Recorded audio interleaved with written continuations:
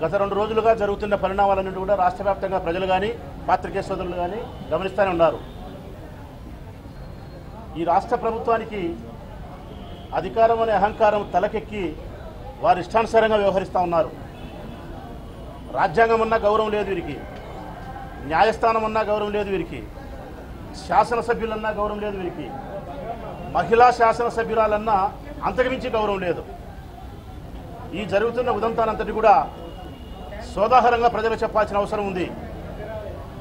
340 rule subsection 2 ప్రకారం రోజా గారిని suspension చేసే అధికారం ఆ సెషన్స్కు మాత్రమే పరిమితమై ఉంది అని రాజ్యాంగంలో నిబంధనలు స్పష్టంగా చెబుతా ఉన్నప్పటికీ కేవలం రోజా గారి పైన వైఎస్ఆర్ కాంగ్రెస్ పార్టీ సభ్యురాలపైన వ్యక్తిగతమైన కక్షను పెంచుకున్న తెలుగుదేశం పార్టీ శాసనసభ్యులు, మంత్రులు, ముఖ్యమంత్రి గారు ఉద్దేశపూర్వకంగా కక్షపూరితంగా నిబంధనలకు విరుద్ధంగా 7 ఏడాది పాటు సస్పెన్షన్ చేయడం జరిగింది. ఇది మొదటి తప్పు, రాజ్యాంగ ఉల్లంఘన. ఇక రెండవ తప్పు, మేము ఎంతో గౌరవంగా రాజ్యాంగం పట్ల న్యాయస్థానం పట్ల గౌరవం కలిగిన మేము న్యాయస్థానాన్ని ఆశ్రయించినాం. న్యాయస్థానాన్ని ఆశ్రయించినప్పుడు హైకోర్టులో కూడా మా కేసులో కొంత మాకు జాప్యం జరిగే అవకాశం జరిగింది కనిపిస్తే సుప్రీంకోర్టు కూడా జరిగింది. సుప్రీంకోర్టు న్యాయమూర్తి గారు ఈ రాష్ట్రంలో ఏమి జరుగుతూ ఉంది, మేము ఆందోళన చెందుతామన్న పదము చాలా పెద్ద పదం. ఈ రాష్ట్రం సిగ్గుపడాల్సిన అంశం, ఈ రాష్ట్ర ప్రభుత్వం బాధపడాల్సిన అంశం ఉంది, తలదించుకోవాల్సిన అవసరం ఉంది. అత్యున్నతమైన సుప్రీంకోర్టు న్యాయమూర్తులు ఈ రాష్ట్రంలో ఏమి జరుగుతూ ఉంది, మాకు ఆందోళన కలిగిస్తూ ఉంది, ఈ రాష్ట్రంలో జరిగే విషయాలను చూస్తే తర్వాతైనా వీరు సిగ్గుతో తలదించుకోవాల్సిన అవసరం ఉంది, మారాల్సిన అవసరం ఉంది. అది రెండవ తప్పు.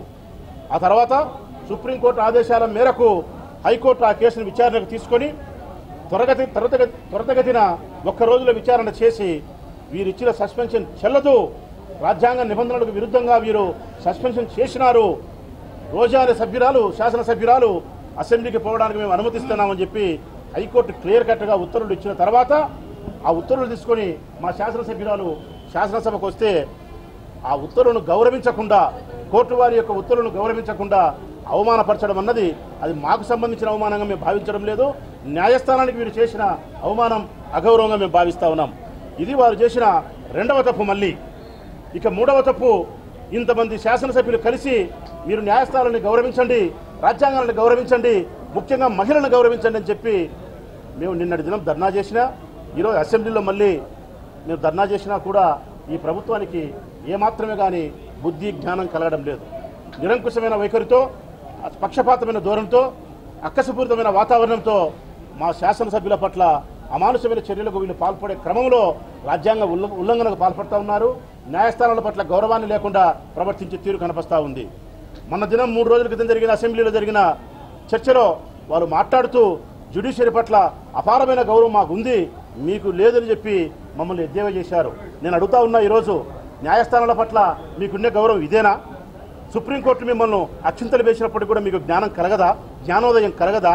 హైకోర్టు తీర్పు ఇచ్చిన తర్వాత కూడా శాసనసభ్యురాలు శాసనసభలోకి అనుమతించరా? ఇదేనా జ్యుడిషియరీ పట్ల మీకున్న గౌరవము, మీకున్న గౌరవం అని చెప్పి నేను పదే పదే ఈ ప్రభుత్వాన్ని ప్రశ్నిస్తా ఉన్నా. చివరిగా ఒక్క మాట అడగదలుచుకున్న ఈ ప్రభుత్వాన్ని, కొండను తవ్వి ఎలకను పట్టుకున్నట్టు మీరు సాధించింది ఏమిటి? ఒక మహిళా శాసనసభ్యురాలను సభలోకి రానియకుండా అడ్డుకోవడం వలన మీరు పొందే మానసిక తృప్తి ఏమిటి? రాక్షసమైన మీ ఆనందానికి కారణం ఏందని చెప్పి నేను ప్రశ్నిస్తా ఉన్నా. రోజా గారు సభలోకి రావడం వలన మీకు జరిగే లాభం ఎంత, మీకు జరిగే నష్టం ఎంత? ఏ కారణం చేత మీరు ఆ శాసనసభ్యురాలను లోపలికి రానికుండా ఉన్నారు? రోజా గారు ప్రభుత్వం పట్ల, ప్రభుత్వం చేసే ప్రజా వ్యతిరేక విధానాల పట్ల ప్రశ్నించే విధానానికి, ఆమె సంధించే పరుషమైన ప్రశ్నలకు మీరు భయపడుతున్నారా? సమాధానం చెప్పలేమని చెప్పి మీరు సిగ్గుపడతా ఉన్నారా? మరి లేక మీ పార్టీని వీడి పార్టీలోకి వచ్చిందని చెప్పి బాధపడుతున్నారా? లేకుంటే తెలుగుదేశం పార్టీలోని పెద్దల యొక్క అవినీతి భాగవతాలను, మీ చీకటి భాగవతాన్ని విప్పి చెప్పుతాదన్న భయమా, ఆందోళన? ఏ కారణం చేత మీరు శాసనసభ్యురాలైన రోజా గారిని సభలోకి అనుమతించలేదు? 67 మంది శాసనసభ్యుల్లో 9 మందిని మా వాళ్ళని మీరు కొనుగోలు చేసినారు. మిగిలిన 59 మందిలో ఆ సభ్యురాల పట్ల ప్రత్యేకించిన మీ యొక్క అక్కసకు కారణం ఏందని చెప్పి మేము ప్రశ్నిస్తూ ఉన్నాం. ఏదేమైనప్పటికీ ఈ రాష్ట్ర ప్రభుత్వం అధికారంలోకి వచ్చినప్పటి నుంచి అధికారం అనే అహంకారం తలకెక్కి వారు ఇష్టానుసారంగా ప్రవర్తిస్తున్నారు. శాసనసభ్యుల పట్ల గౌరవం లేదు, స్థానిక సంస్థల పట్ల గౌరవం లేదు, ప్రజల పట్ల గౌరవం లేదు, ప్రజలకు ఇచ్చిన వాగ్దానాలను అమలుపరచాలన్న చిత్తశుద్ధి లేదు, న్యాయస్థానాల పట్ల గౌరవం లేదు.